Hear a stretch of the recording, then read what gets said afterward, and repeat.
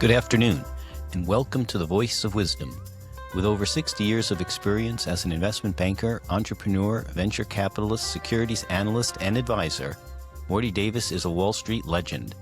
In addition, Mr. Davis is an outstanding economist and highly articulate, incisive, and very entertaining political analyst and strategist. He's Wall Street and capitalism personified.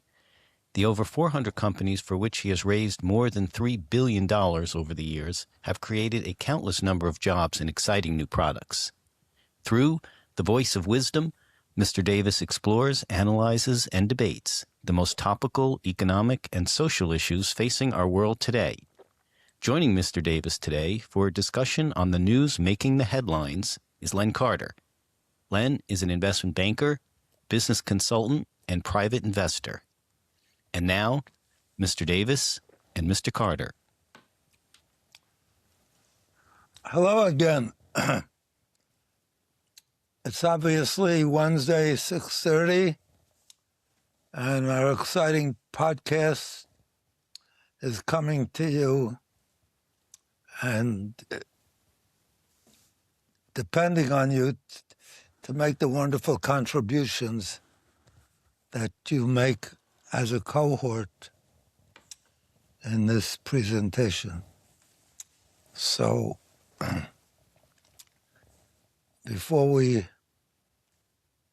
move on, I want to apologize as always, because unfortunately, the news, by definition, seems to be tragedies,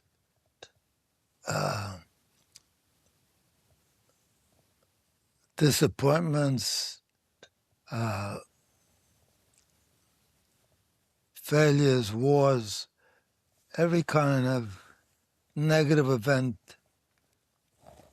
frightening event, shootings of children, of young kids at first grade, like 6-year-olds and their teachers,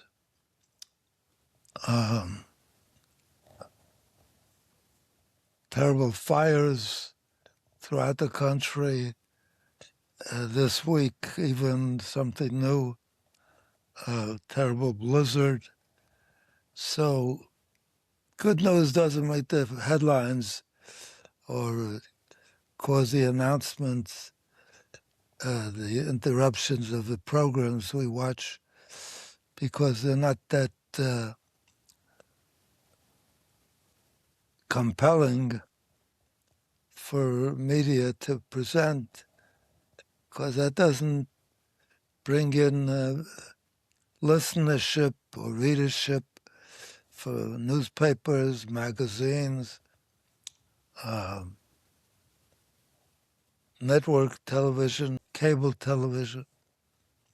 So by definition, we're going to report all the terrible things that occurred this week, as in every week that we report, because that's apparently what sells newspapers, magazines, cable television programs, network television.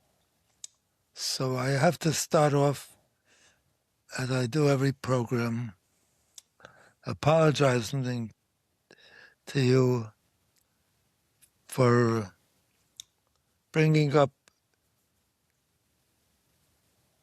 the news of the week that's sure to depress and in most cases disappoint human behavior and civil behavior, politics, every negative aspect of our existence, fires, shootings. So with that, I want to launch this week's news headlines. And I'm delighted that Len Carter has once again agreed to join us in this exciting endeavor.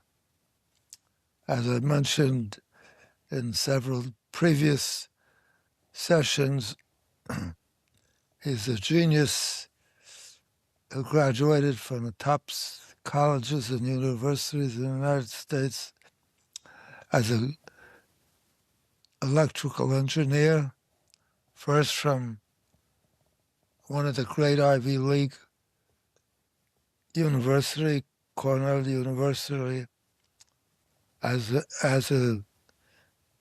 the top of his class as an electrical engineer, and then went on to graduate at the top of his class at my alma mater, the greatest business school in the world, the Harvard Business School, where he graduated with honors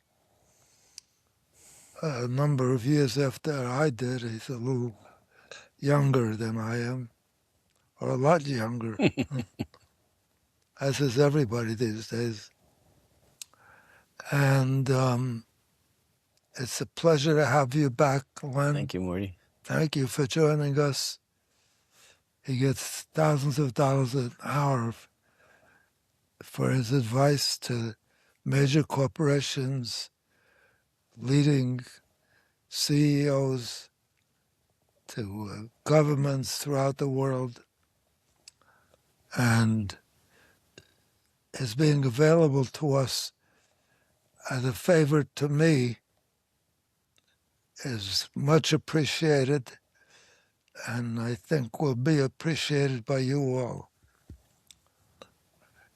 But anyway, we got a full agenda this week of the news, so without further ado, I'm going to move to start our podcast, which again, I apologize up front for the fact that it inevitably is designed, or whether it is designed or otherwise, results in depressing participants. Why don't you tell people one way that you can help make it up to them? Is the book.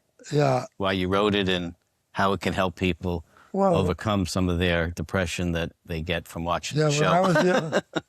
When I was younger, I was always depressed by the news, by life, by everything. And then I ran across a book that changed my life. And so I wrote this book that took me many years of continued research of the top philosophers, psychologists, ministers, priests, rabbis,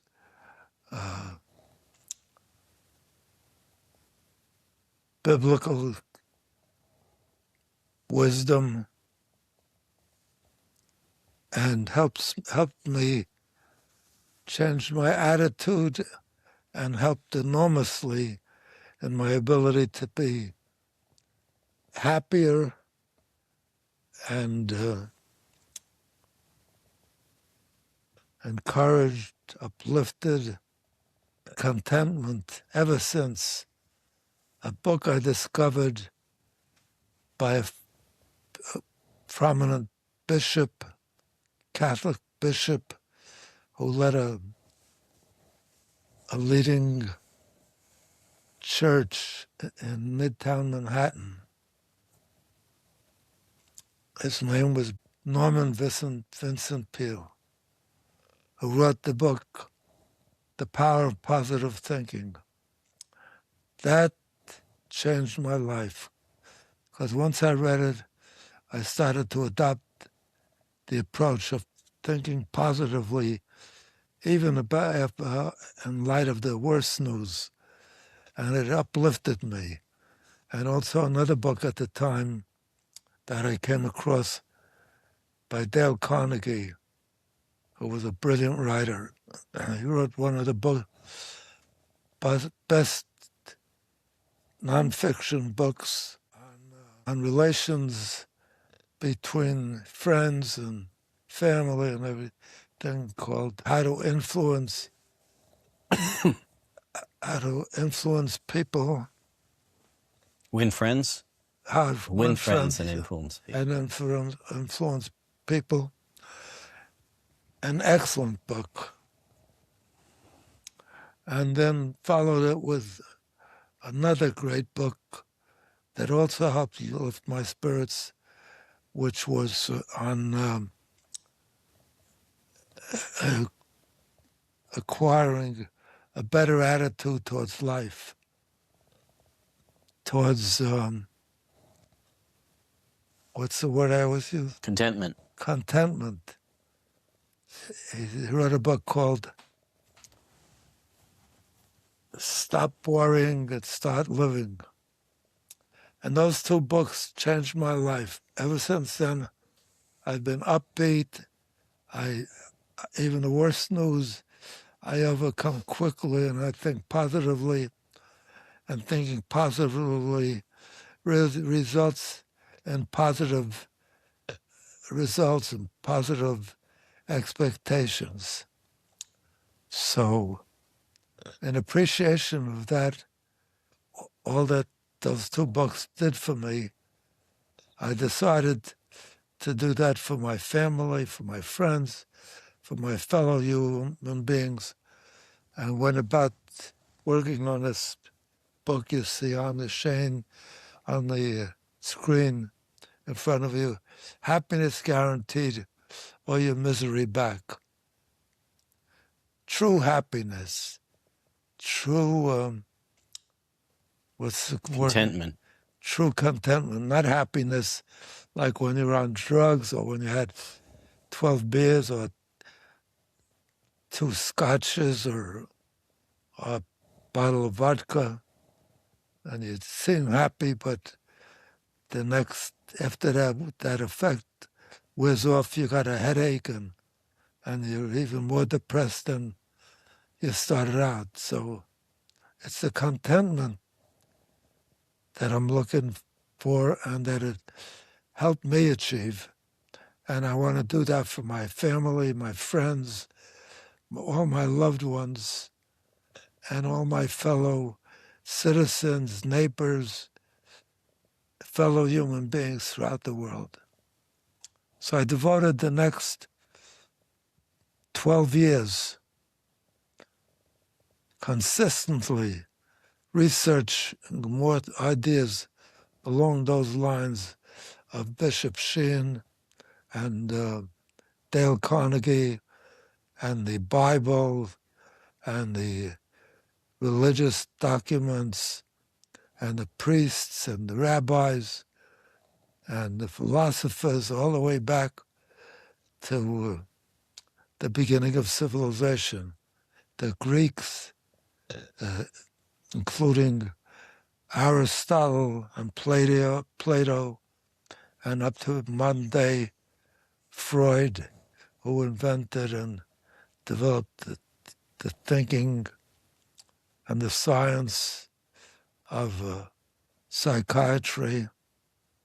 So that's what motivated me and drove me to write this book, and I make it available to you and recommend it strongly because it's a fabulous help in uplifting your life and bringing true happiness, true contentment. So since we start off with the inevitable outcome of these weekly podcasts in which you all are my cohorts and contribute so greatly, thank you.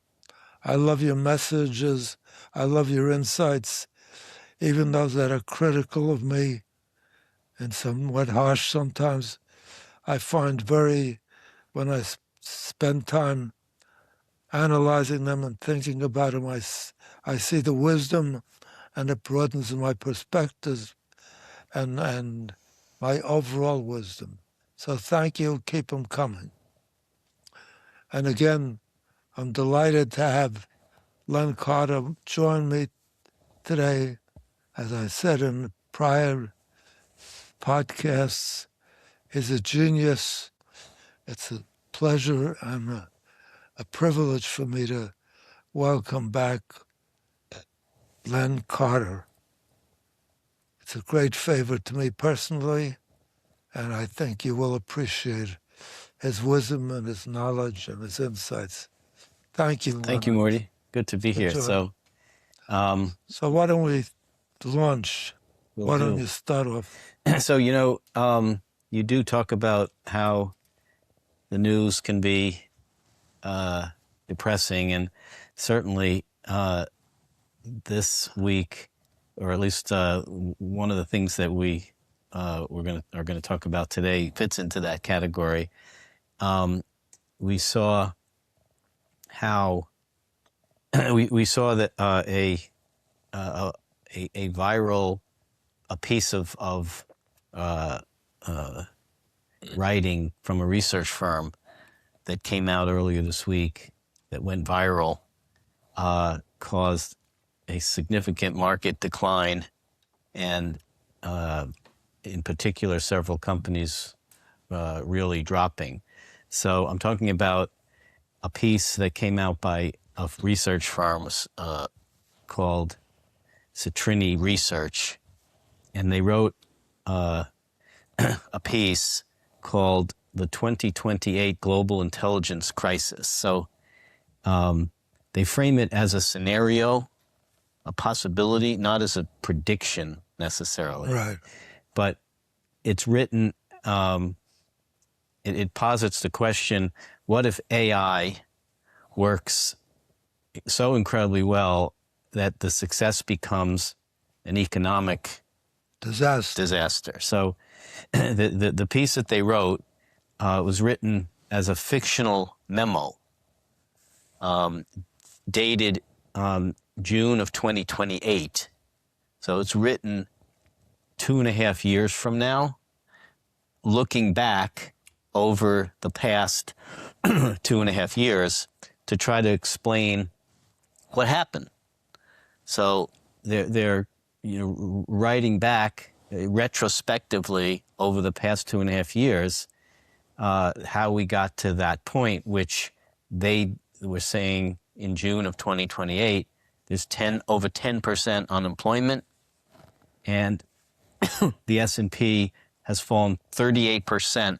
Wow. From its high of October 2026. So they're predicting, or scenario, not a prediction again, that the markets keep going up this year until this fall, and then as more and more AI kicks in, declining from October 2026 peak down 38% by June of 2028. So for people who may not have read the article, and let me just briefly summarize it so you can get a sense of what they're saying. So they talk about this abundance of intelligence and how that can really cause a breakdown in our consumer credit economy, because as we know, 70% of the GDP is from consumers.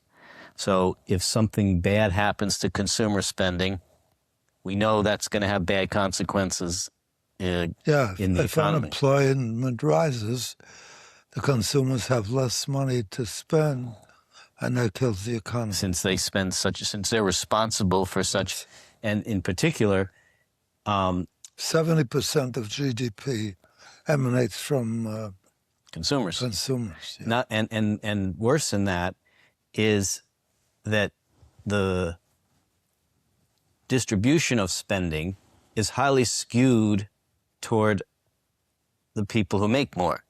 While it's true that people who make less have a high propensity to consume, meaning they spend most of what they make, people who make more have more to spend. They go on more vacations, they buy more cars. So if those people have trouble, meaning if they, those white collar professionals, if they start losing their income, that is an extra problem because of how much they're responsible for that 70% of the consumer spending. So it's amazing because AI, as it's taken off, has been looked at as the ultimate blessing. You know, it's adding so much to our capacity to be productive. And here, this analysis says what a terrible thing it is, because it'll lead to major unemployment as AI replaces human beings. Well, it's like a Kurt Vonnegut. It's a dystopian, outlook of what may happen, and quite effective because look what it did. It's like World of Worlds when they had that news radio program, H.G. Wells. Yeah. And they did such a good job reading the book that it freaked out tons of people who really thought we were being invaded by Martians. The radio program. Yep. In those days. Yep. Everyone saw things on the radio, as they used to say, and it was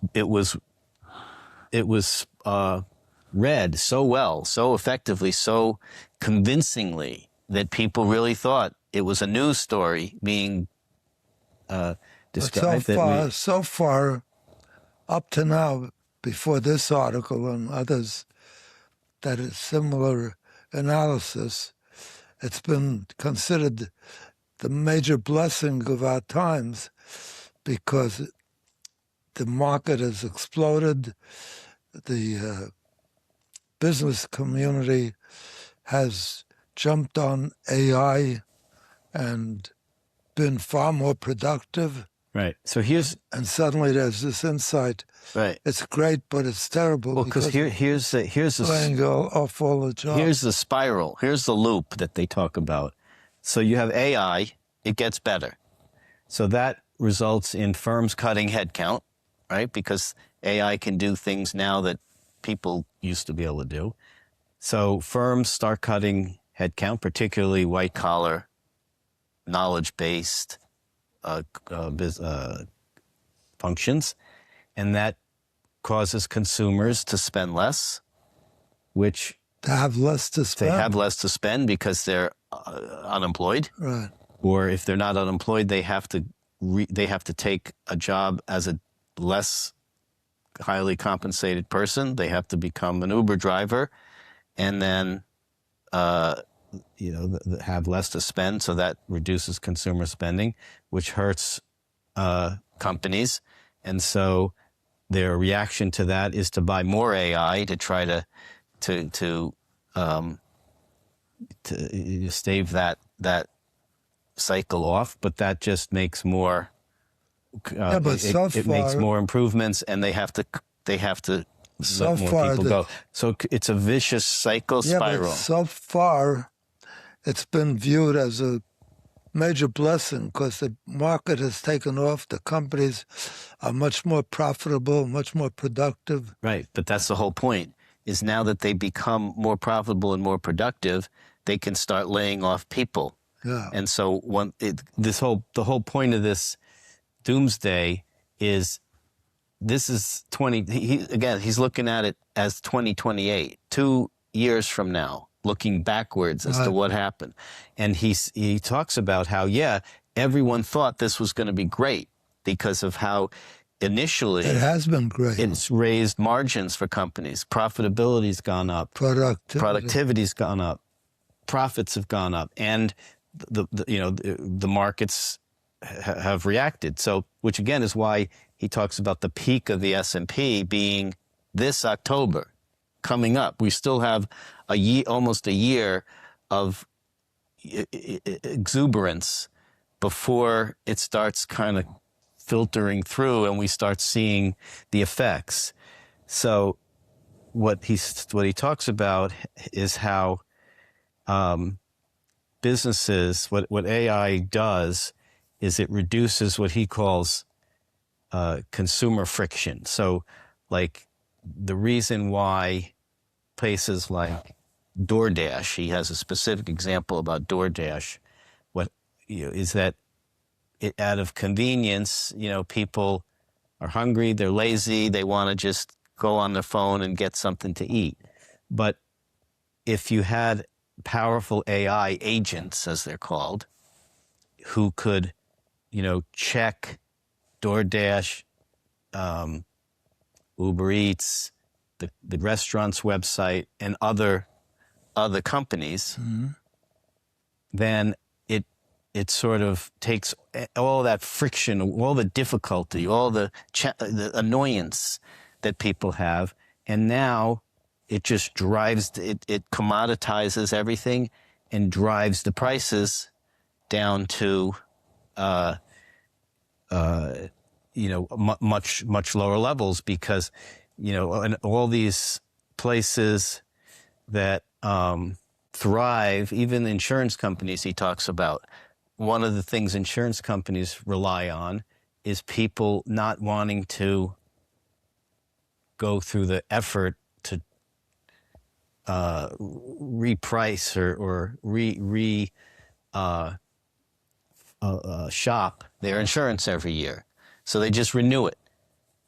And so he speculated 15 to 20% of insurance companies' revenues are really just from people who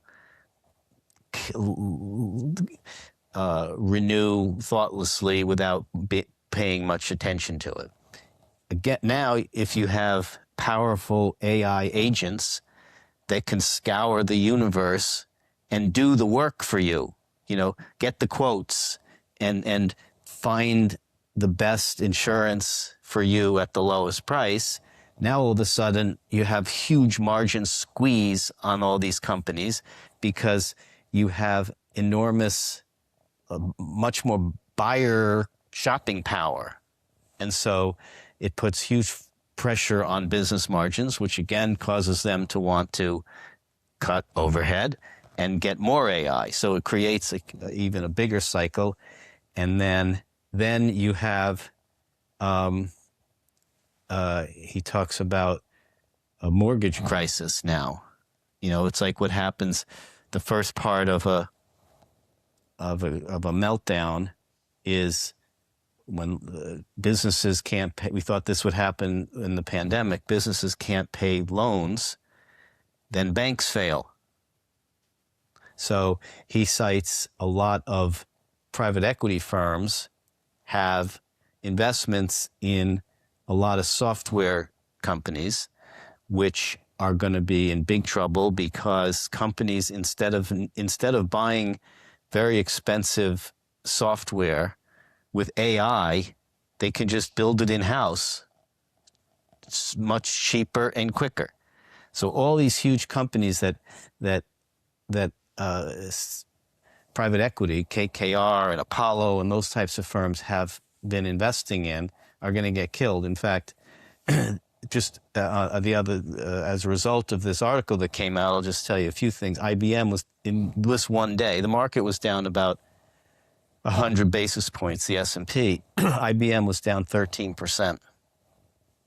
American Express, 7.2%. DoorDash, 7%. Accenture, 6.5%. MasterCard, almost 6%, because the idea is that AI agents will be able to transact purchases and financial transactions without needing that 2 or 3% fee that MasterCard and American Express charge merchants for taking credit cards. Visa, 4.5%. Oracle was down over 4%. Microsoft, 3%. Uber, 3%. Again, because the idea is that with AI, not only is it easy to create companies like Uber with powerful tools that can do stuff like that, is not only that, but you have the ability to compare and shop much more easily, right? Think about years ago when you wanted to get a limousine from A to B. You had the yellow pages. You could call up 20 limousine companies and get prices for each one and pick the lowest price. But what a lot of the companies banked on was that people wouldn't do that. That's what he calls friction. It's just annoyance. But with powerful AI, it's done seamlessly, and boom. So it's going to hurt. His view is that it will hurt that. So back to the mortgage problem. Now you have, people for whom prime mortgages were truly AAA. These aren't subprime like we saw in 2008. These are real people who have had high-paying jobs, put down 20%, but now as a result of this whole downward spiral and loss of jobs, now they can't afford their homes, and then mortgages start to default, and it just starts to spiral downward. So then it sort of goes on to kind of pose questions. Well, what can we do, or where do we go from here? But so let's start there. Like, we've seen over the past, you've seen a lot of cycles and disruptions in markets and economies. It wasn't that long ago that people said, robotics would take away jobs from factory workers, and that was just going to, disrupt the universe, and things would, there'll be calamities. Never, though, did people say, but they always said, but knowledge-based jobs, how are you ever going to displace an accountant, a lawyer? But with AI, there's no reason why taxes can't be done by a computer program, or a legal brief can't be written by a computer program. And so all of, what used to be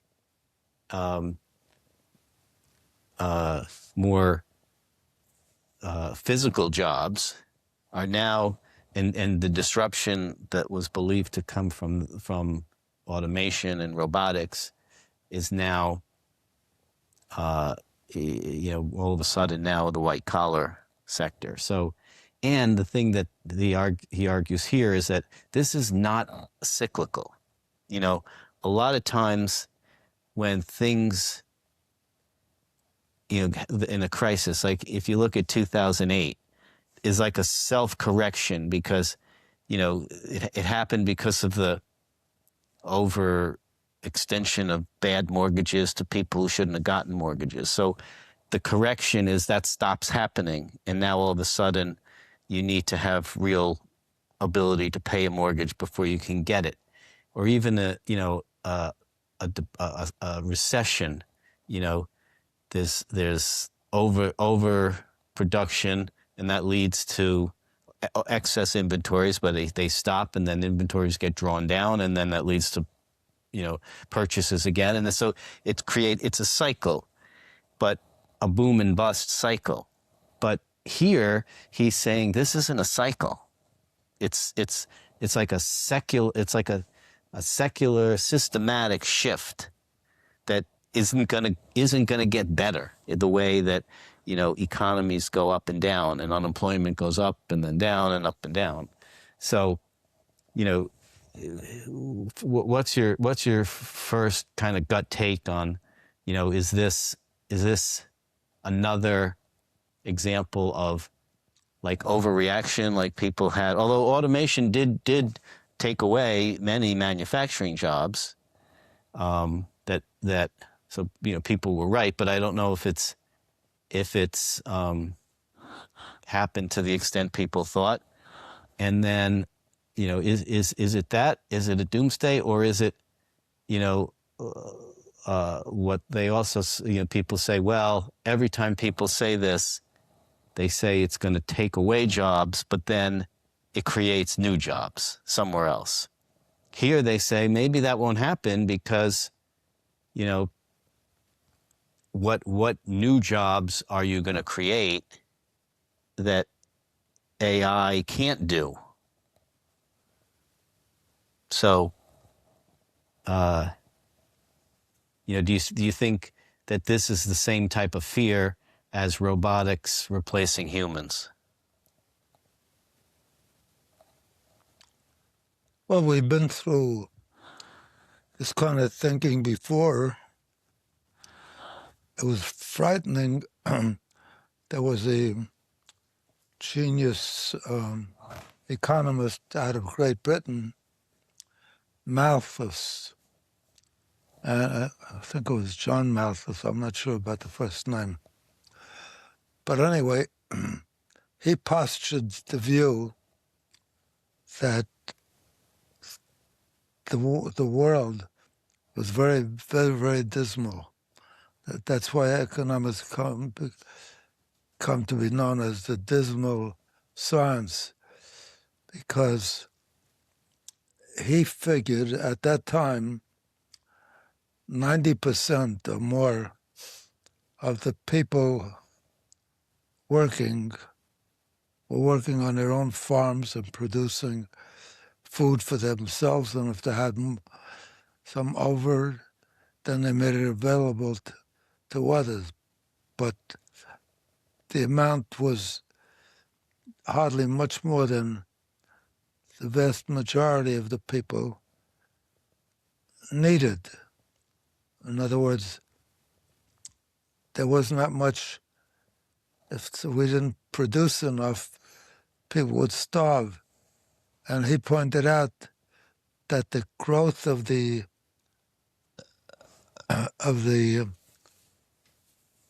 population, of the human population, was geometric.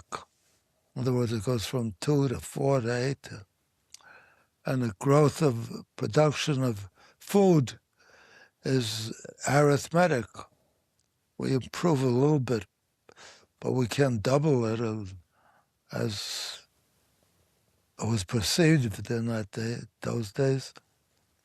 So I said it was very dismal outlook because people would be starving. We couldn't possibly, short of killing out the newborns, provide for all the people just basic food needs. And nevertheless, we've gone, contrary to Malthus's very depressing analysis, that the human being was going to die out because they couldn't produce enough food to support the growing population. We did learn to grow the production of food even more than population, geometrically. But at the time, it seemed like he was right. How are you going to feed all the people?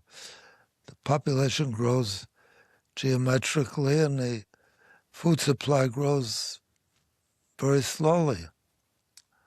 So history has proven that we're adaptive, and what they called, the Harvard professor called a genius at the time, won a Nobel Prize, I think, for that view. It was called destructive creativity. In other words, by wiping out some aspect of the economy, it created new opportunities. Creative destruction. What? Creative destruction. Creative destruction. Yeah. So do you think... Today we have gone from 90% of the people working at agriculture producing the necessary food for our population to maybe 3%. Right. And we still produce more than right. So than is needed if that we could export. With that as an analogy, then, what you think, that this is dystopian. Maybe the utopian version of this is that people, with the help of powerful AI, will work less, right? We'll have more leisure. We'll have less need to spend. Right? Maybe could prices go down, that you don't need as much because what used to be expensive to do and get and own and have is much easier to own and have, and therefore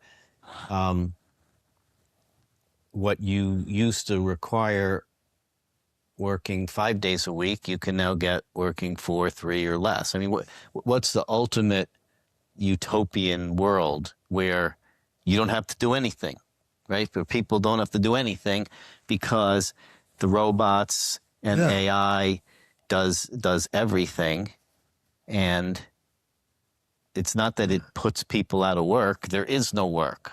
I mean, that's the utopian view. The idea of this creative destruction is human beings are adaptive. And with the change, they make radical changes in their own behavior. And so you don't have the outcome that's predicted.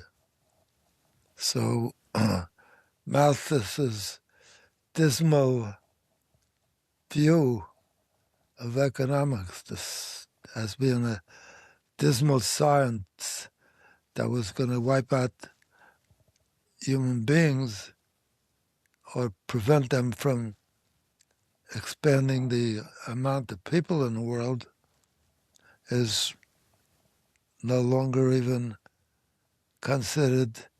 We produce much more with 3% of the population working in farming and agriculture than we did when we had 92% working. I mean, at some level, you have to answer. It's an unknown.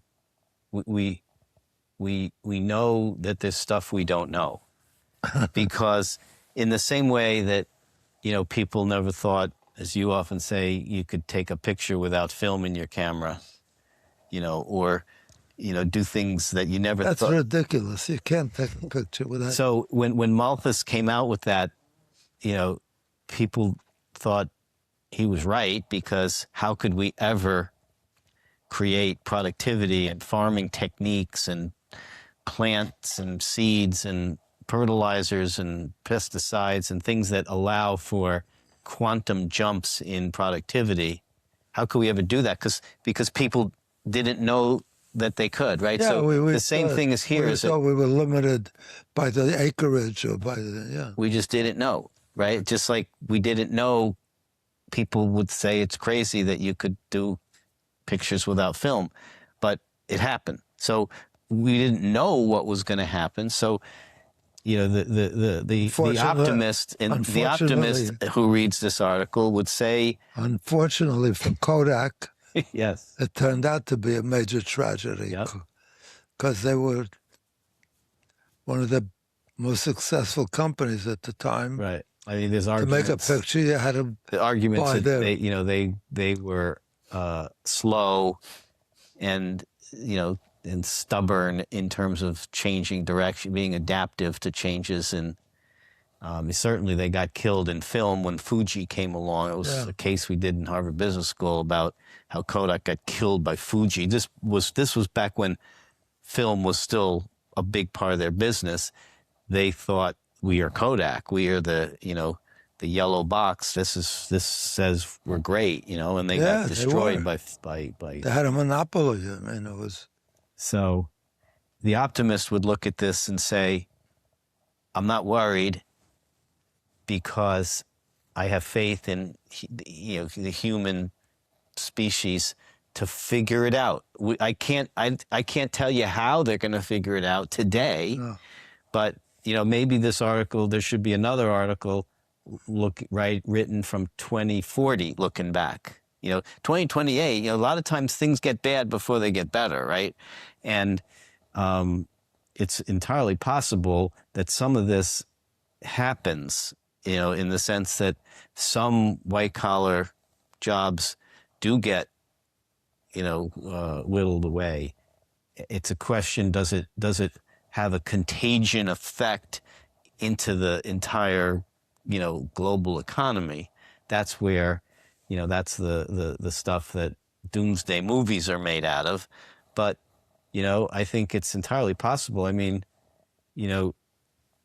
if you were advising young people, to take certain jobs or not to take certain jobs, just based on what we know, there's probably certain jobs that are more susceptible to being, hurt by AI than others. So in the old days, Kodak was a blue chip considered solid because it was a monopoly.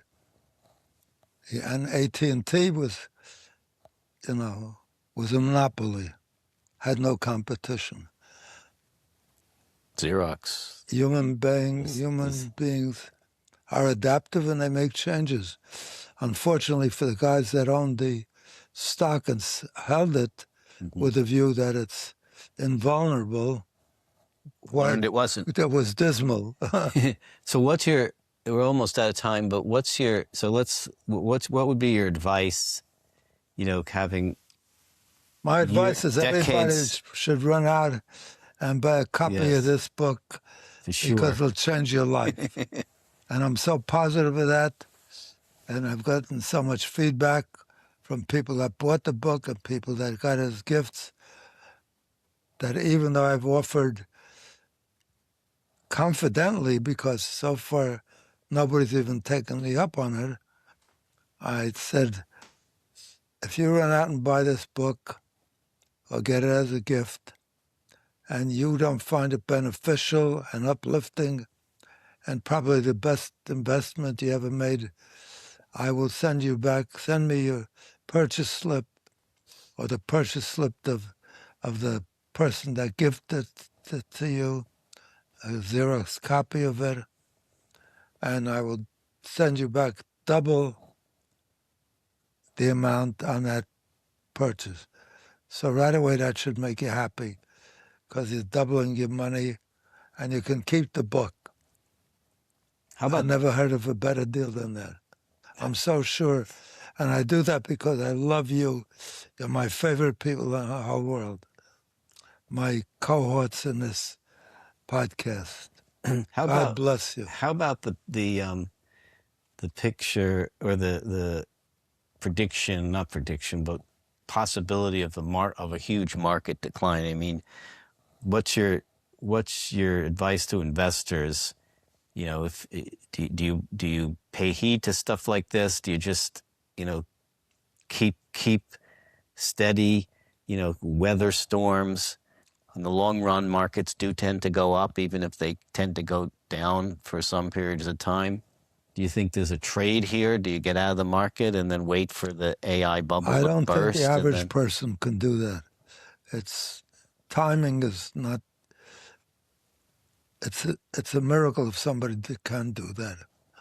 Some algorithms seem to capture it. But we're not talking about like timing today versus tomorrow. I mean, we're talking about like a secular shift over, like he has here, from October 2026 to June of 2028. That's the span that he says the market has gone down 38%. That's 18 months. So what's the question?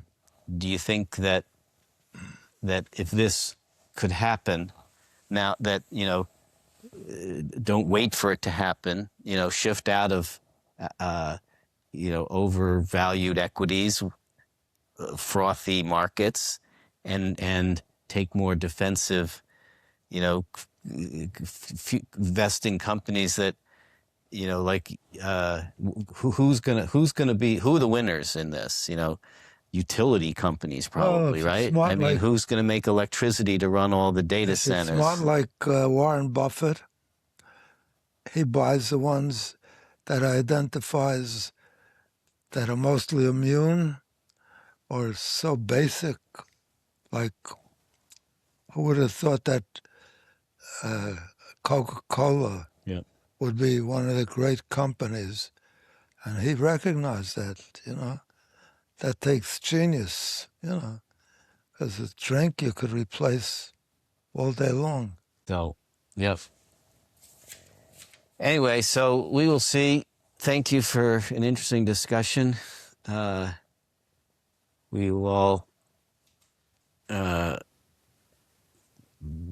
be there as it pans out, and hopefully turns out well for everybody. And thank you for my loyal listeners. I love you. You're my favorite people in the whole world. I wish you everything wonderful. Every day of your life should be better than the day before, and to perpetuate, I'll get that word out, perpetually unto eternity. I love you. You're my favorite people. You add to my wisdom, and you serve as my cohorts in this exciting podcast. God bless you, and I look forward to being with you a week from today, 6:30, next Wednesday. Have a wonderful week. Have a wonderful every day of your life. God bless you and all your loved ones. Bye.